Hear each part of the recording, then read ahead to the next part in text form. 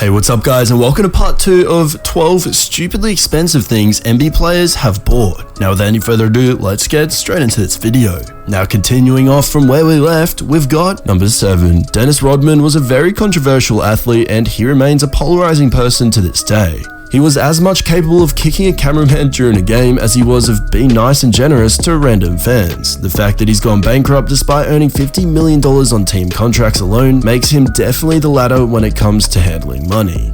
Part of it was lost on the purchase of his $8 million mansion. Apparently 2/3 of the mansion was filled with Rodman's enormous record collection. The man said that he would rather lose his kidneys than his albums, which shows he really loves his music. This was before MP3 files and streaming, so we can understand his large collection. Number 8. J.R. Smith is a goofball, but one of the easy to love kind. Even President Obama joked about his shirtless celebration of his first NBA championship.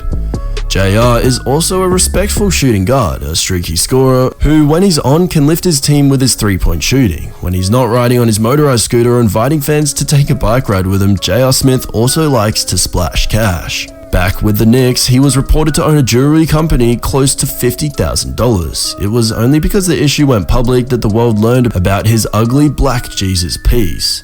Jesus' face was surprisingly similar to that of JR himself. It was also worth $25,000. Number 9.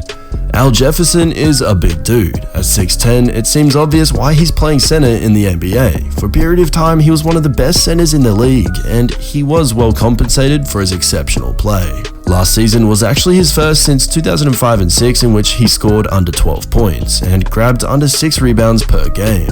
In order to rest his big frame, Al Jefferson ordered a custom-made big bed. What's dumb about that purchase? Well, first of all, the bed cost him $23,000. Why was it so expensive? Because it's 10 by 12 feet. Is he organizing sleepovers for the whole team or something?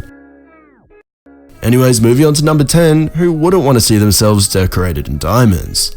I mean, literally being made of diamonds. Nobody? Well, Marcus Daniels is not a nobody. He was a great player to root for who arrived into the league undrafted and unwanted, but managed to establish himself as one of the best bench players for years. He wasn't a particularly big earner, but made enough to afford a 3D diamond-studded likeness of his head, which was hanging on a chain from his actual one. Not a smart move. That level of vanity is pretty ridiculous, and considering he didn't have an illustrious career, he should have put that money to better use for his retirement. Second last at number 11, we've got Scottie Pippen. Scottie Pippen is one of the stingiest athletes ever. Because of his fear of financial insecurity, Pippen signed a long-term contract with the Bulls and was for a long time one of the most underpaid players in the league. Once he got the chance, Pippen decided to earn as much as possible on the Rockets and later on the Blazers. When he eventually got his money, Pippen decided to spend some of it in the most ridiculous ways. The most significant was splurging $3.4 million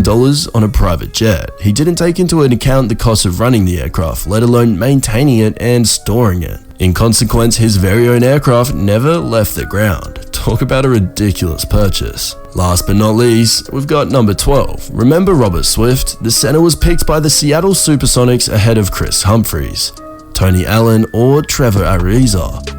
The fact that these players are mentioned as the ones passed on by the Sonics shows how big of a bust Swift was. He played in 97 games during his 5 seasons on the Sonics and Thunder. There was more to his on-court issues than his injuries. Swift had mental health issues, which played into his substance abuse. He wasn't the highest paid guy on the team, but he could afford supporting a group of people that can be described lightly as the wrong crowd. After Swift went bankrupt, the foreclosed house he left behind was filled with beer bottles, firearms, and ammunition. This was in 2013. In 2014, he was arrested for unlawful possession of a firearm. And in 2015, he was arrested for an attempted home invasion. Swift was under the influence during the incident. This is more tragic than it is ridiculous, if I'm gonna be honest. Anyways guys, this brings us to the end of this video. I hope you enjoyed it, hit like if you did, and don't forget to subscribe to our channel so you don't miss any of our videos in the future. Also, please do check out one of the 2 videos you see on screen right now, it would really help us out. Plus, I'm sure you'll love them. With that being said guys, as always, I'll see you in the next video.